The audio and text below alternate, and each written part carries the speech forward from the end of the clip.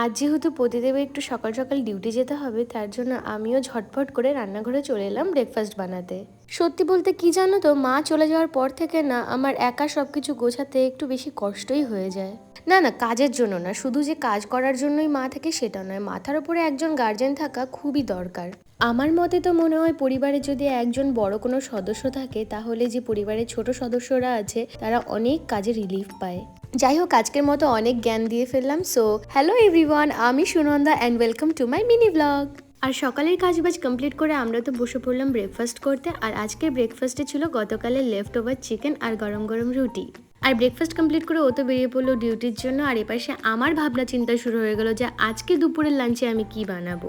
যাই হোক, ভাবনা চিন্তা থেকে বেরিয়ে এসে রান্না বান্না শুরু করে ফেললাম। আর আজকের মেনুতে ছিল ডিম কষা। আজকে আর সেরকম কিছু রান্না করিনি, শুধু এক পদই রান্না করেছিলাম।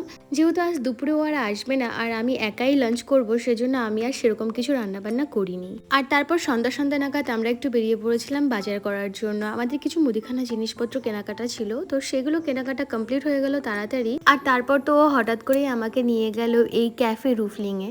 আর সেখানে যাওয়ার পর জানতে পারলাম এখানে একটা নতুন দোকান খুলেছে। আর জানতে পারলাম এখানে আলু টিক্কি, পানিপুরি আরো বেশ কয়েক রকমের খাবার পাওয়া যায়। তো আজকে সেখানে ট্রাই করিনি, আজকে চলে গেছিলাম উপরে।